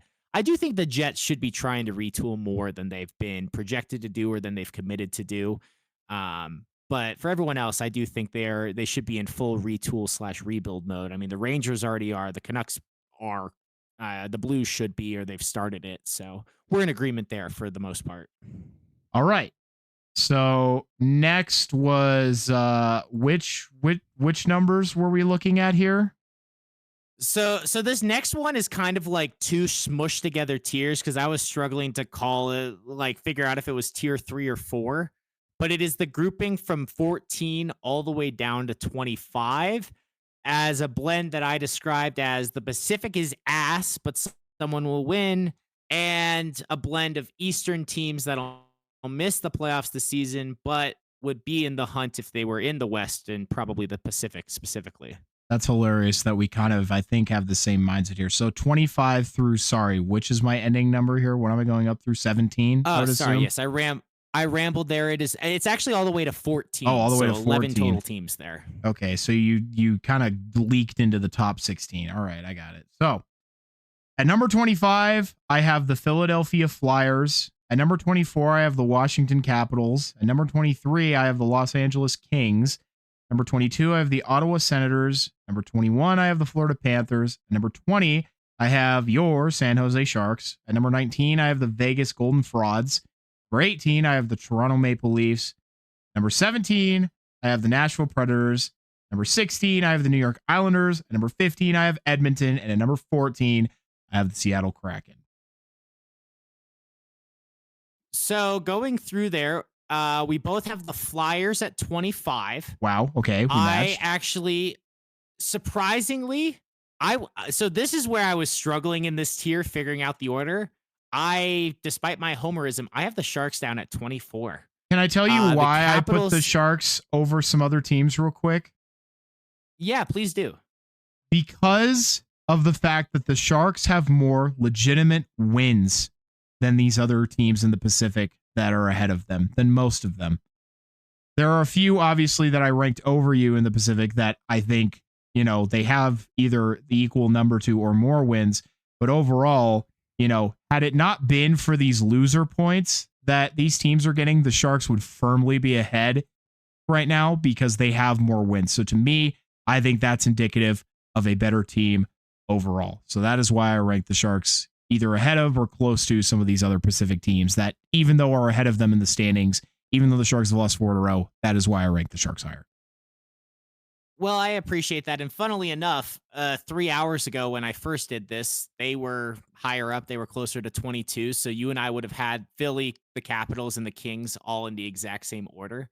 And then I try to take into account the last 10 and how they've lost recently in the fashion they played. And yes, it's definitely a head game, right? It's a mindset problem, but it was that young team and maybe part of the reason why they aren't getting those overtime pity points. They aren't making it that far. When they're losing, they're typically getting beat handily. So I agree, though. I appreciate it. I did see and try to rank based on regulation wins as opposed to regulation and overtime wins or overall record or overall number of points at some points. So anyway, I looked at a lot of things. My rankings are somewhat nonsensical and sometimes based on pure vibes. So anybody here looking for officialness, you're looking in the wrong place.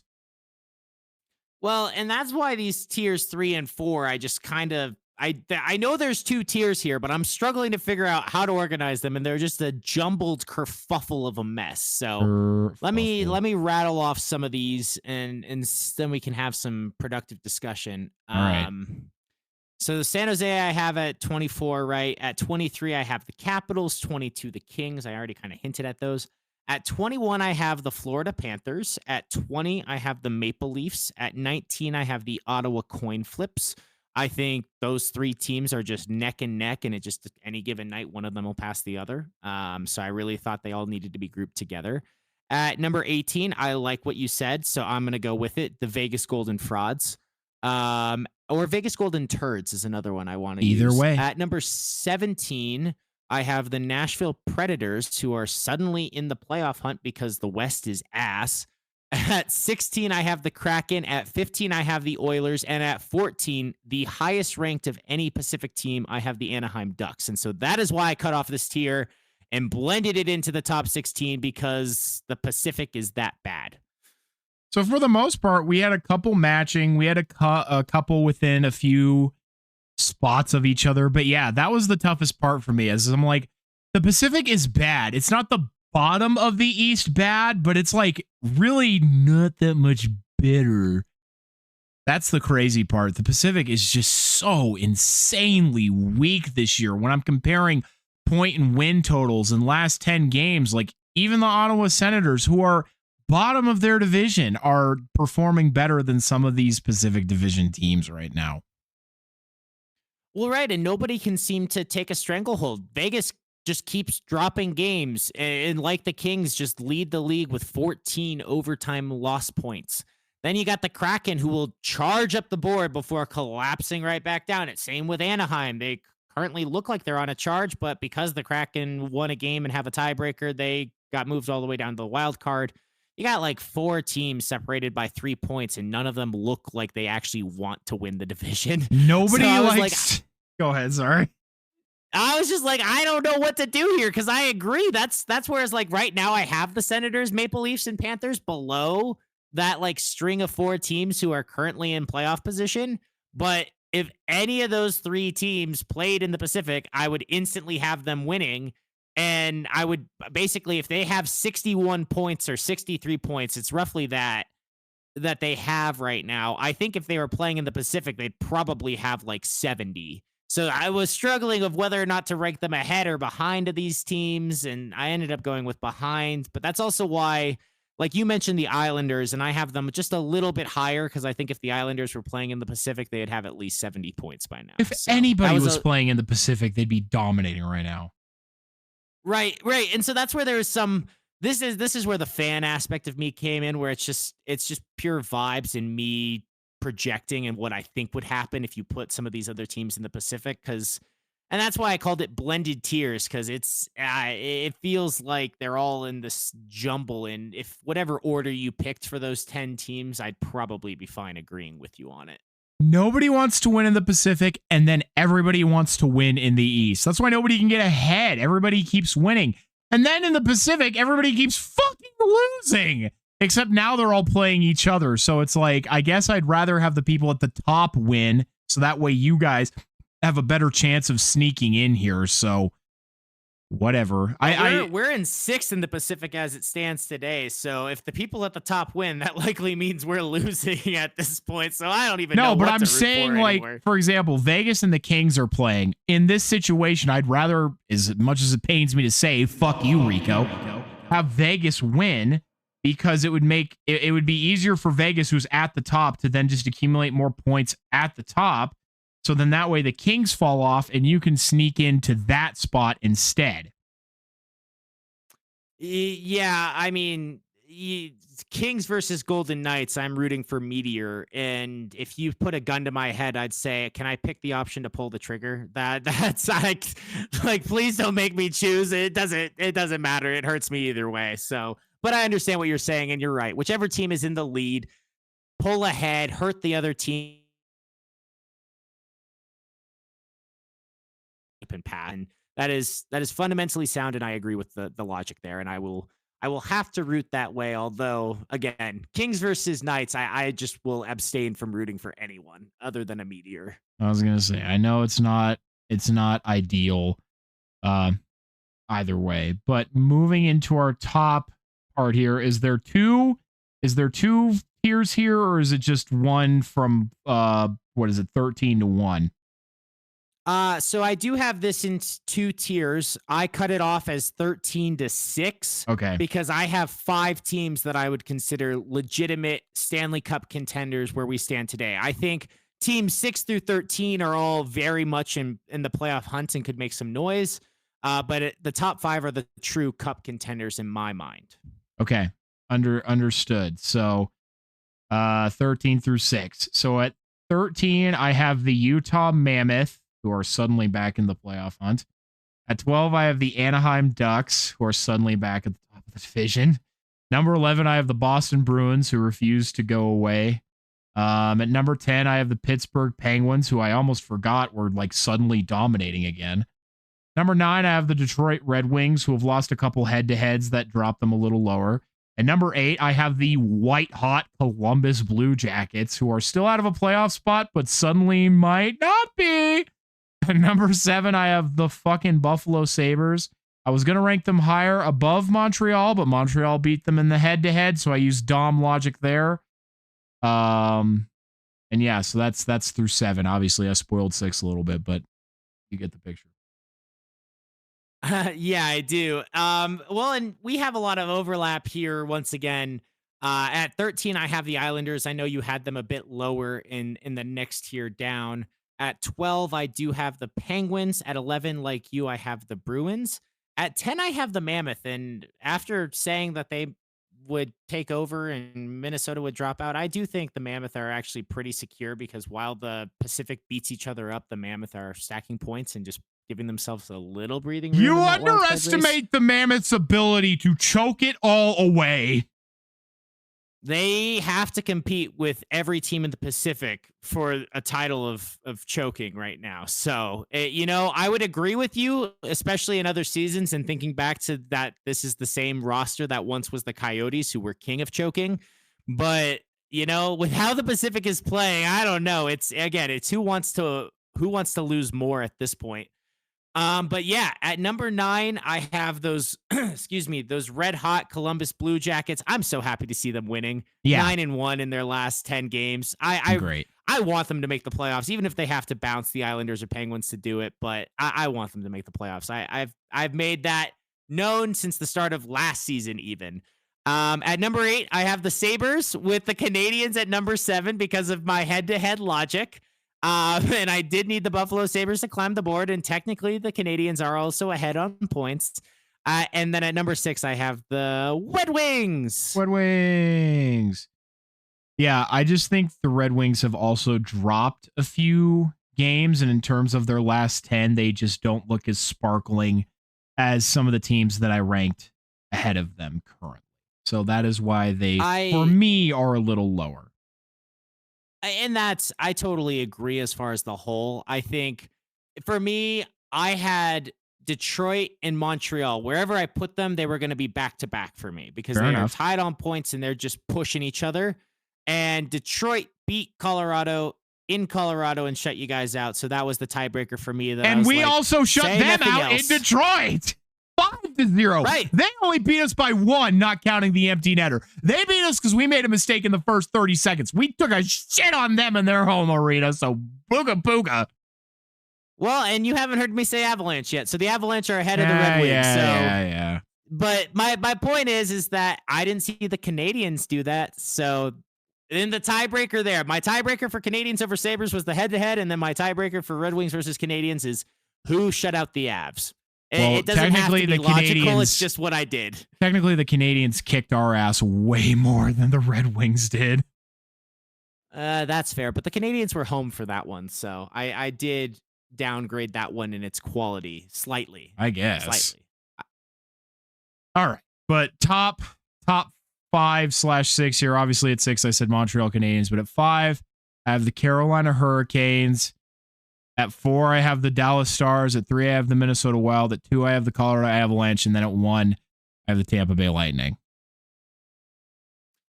Ooh, the Lightning at 1. I actually considered it. At 5, I have the Wild. At 4, I have the Stars. Maybe those are backwards. Maybe I should have flipped those. Yeah. At number 3, though, I have the Canes. Number 2, I have the Lightning, which I did heavily consider.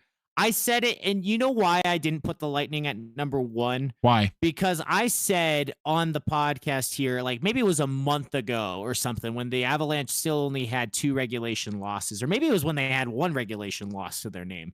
I said the Avalanche could lose 10 straight and they would still be number 1 in my power rankings because this team is that good that if they hit a rough patch, it does not define them. And I still believe that, and I'm going to stand on that. And so the Avalanche are going to remain at number 1 in my power rankings, though I'd be lying if I said I hadn't considered putting the Lightning at number 1 as well. I mean, for me, the Lightning, while the Avalanche were kind of on a skid in January, although they still kept it at 500, they were 7-7-2. I mean, by no means, or before the Olympic break, so by no means awful. The Lightning were just white hot is not even the right word coming into the new year. I mean, I think they've lost 1 in regulation over the last month. They had their own 10-game win streak. I mean, they had that comeback against the Bruins. Historic, by the way. Historic. They had never come back from being down 5-1. That was the first time that had ever happened. Although, in my opinion, Boston should have won that game with the David Pastrnak goal, but controversy aside. And then obviously they came back again the very next game. It's escaping me who it was against, but they forced overtime and won it again. So, I mean, they have just looked good. And that was, with injuries still plaguing this team, it has not slowed them down. It seems like it's made them stronger. So, not overall. Obviously, I still have the Colorado Avalanche as high as they are because despite the slide, they are still, number one in terms of standings and have managed to still keep themselves a decently amount separated from the rest of the league. But I mean, with the way the Lightning have closed that gap with their absolutely dominating play, they beat the Panthers, I think 6-1 tonight. So, I mean, the Lightning just look legit. They look like how they looked before. They are a force right now. So that's why I just in good conscience cannot have the Avalanche at number one right now, but I can still have them high on the list. When the Avalanche are on, they're on. No one can beat them, but it was just too rocky of a month for me to be like, yeah, they're still number one. But some people would agree with you, Dom. I've seen them number one on still a lot of power rankings. It's either them or Tampa. And for me, it's Tampa. Well, and I think you make the more compelling argument. If we're thinking power rankings, who is the most powerful right now, right? If we Right. take more of a recency bias approach, I would agree with you on Tampa. And like I said, part of it is standing on what I said before. If I thought the Avalanche would lose 10 in a row and I would still keep them at number one, and I genuinely meant that, then them going 500 in the month of January when they're down not one but two key players, I want to stand on that and believe in them, and that's where this is from a fan perspective. And I have these general rules I try to follow with tiebreakers and things, and then there are just certain gut check moments where I put aside the numbers and just say go a little bit from the heart, or just change my criteria or find a different tiebreaker. So that's where the arbitrary Dom logic comes in, and why these power rankings shift so dramatically month to month and go from looking really great to really bad, or vice versa sometimes. And, I'm not saying you're wrong by any stretch of the imagination. Again, a lot of people would, I think, still agree with that take. And I mean, I don't think a couple losses necessarily totally diminishes everything the Avalanche have done up to this point in the season. And that's kind of what I was trying to say earlier with some of my arguments. So I think the Avalanche are still very worthy of a top spot in anybody's power rankings. But I mean, again, just looking at right now, because to me, power rankings are looking at where teams have been as of recent, not necessarily, you can factor in part of the season as a whole, but for me, just the Avalanche, have not been the best team over the month of January. To me, that title has belonged to the Lightning. But again, I'm convinced that the Avalanche coming out of the break will be much better. And that's part of it too, because we won't have hockey, at least NHL hockey, to do another power rankings a month from now. So while yes, I can only take into account, or if, again, power rankings should be the past month, there's an element of that. I know every team has injuries, but the injuries that the Avalanche have right now with Landeskog and what they had with Taves, right? And part of the reason for their struggles, I couldn't, even though I think you're right. I think your process is more accurate to how a power ranking should be. So by no means am I saying I did it poorly. If anything, I just want to admit my own shortcomings and bias here. But I think this Avs team, when healthy and when coming out of the break, is going to be the scariest team in the league once again. And so there was an element of that, almost a future projection, I think, that at the top here, at least between the top 5 teams, that I think came into account, which is now, as I think about it, why I think I had the Stars ahead of the Wild. Although if I was talking about recent play, the Wild would have been ahead of the Stars. So I had a little bit of that element come in clearly now that I'm looking back at my list. Either way, all good in the hood. Those are our power rankings, everybody. And going into this Olympic break, we do have some fun segments planned, some questions that we're going to get around to answering that we've had sent before. And with that in mind, if you have a question, we really want to do a mailbag. So if you have any kind of question regarding the Avs going into these Olympics, coming out of the Olympics, going into the trade deadline, playoffs, about anything, or the Sharks, we want to answer it. So we'll put out the call on our Instagram as well. But for those of you listening right now, if you want us to tackle your question, your hard-hitting hockey question, hit us up with it.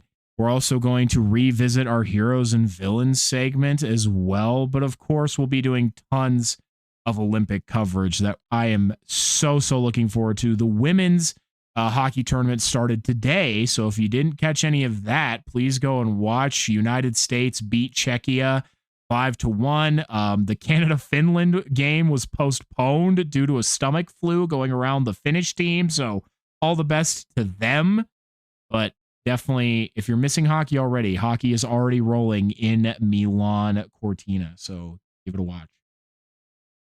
Yeah, I actually got to listen in and watch that game. I think the U.S. women's team outshot the Czechs by I think it was a margin a lot. of like 30 something.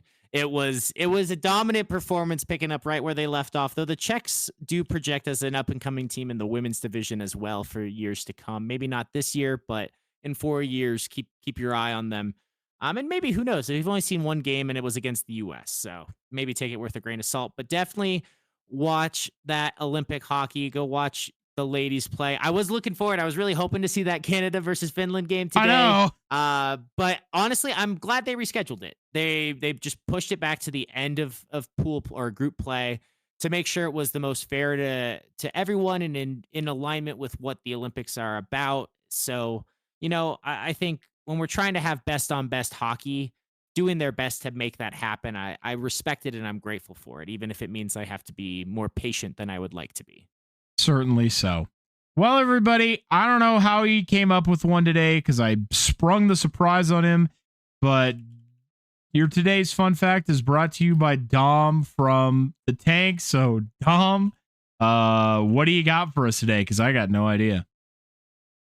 Well, so funnily enough, because when I was watching the game earlier, I wanted today's fun fact, this episode's fun fact, to be about women's hockey at the Olympics, actually. Oh, well, there you go. So for those of you that did not know, 1998 marked the first appearance of women's ice hockey at the Olympics in Japan.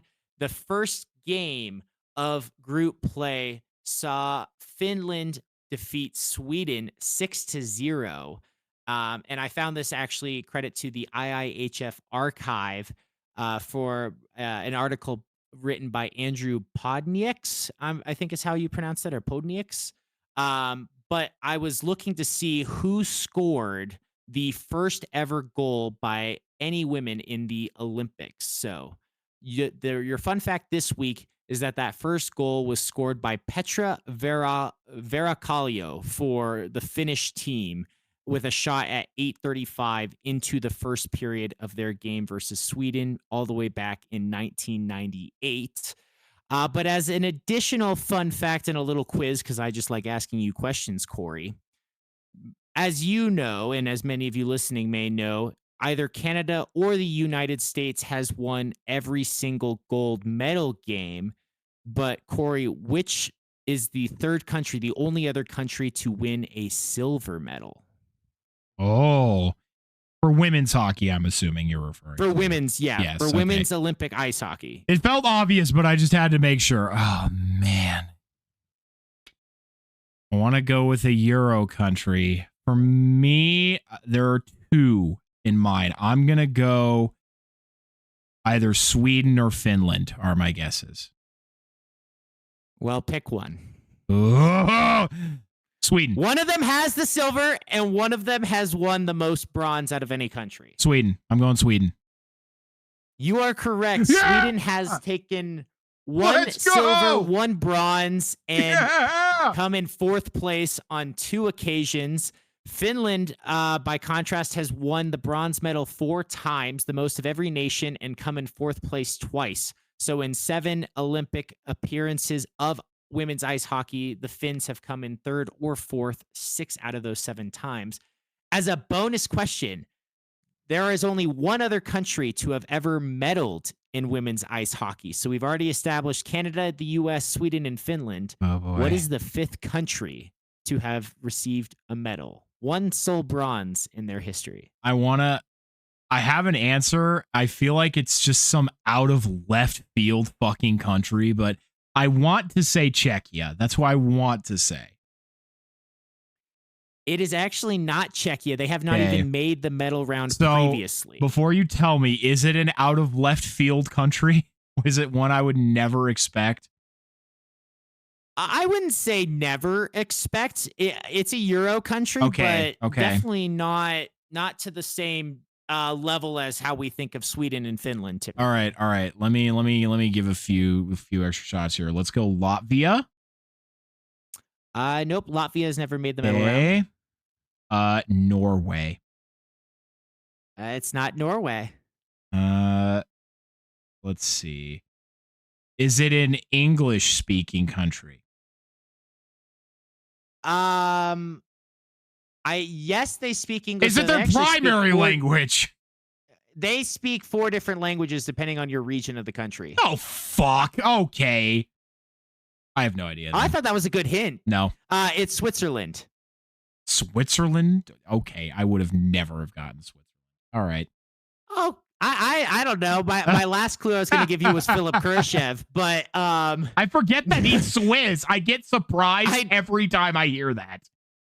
I know I remembered you say that, so I figured that was going to be my last clue. But no, fun fact, yes, Switzerland does have English as as a language, a primary language, like many European countries. But based on where they are located, they have different regions that are fluent, or the most common language is German, French, or Italian, depending on what region you are in of Switzerland. So now you learn something new about how diverse of a linguistic country Switzerland is. I did. So there you go. I am very uncultured when it comes to geo things, anything geographical or, linguistics, apparently. So thank you, Dom. That was a very cool fun fact. Very on point for this week. And I've already been watching the Olympics. I watched Big Air today at lunchtime. That was fun.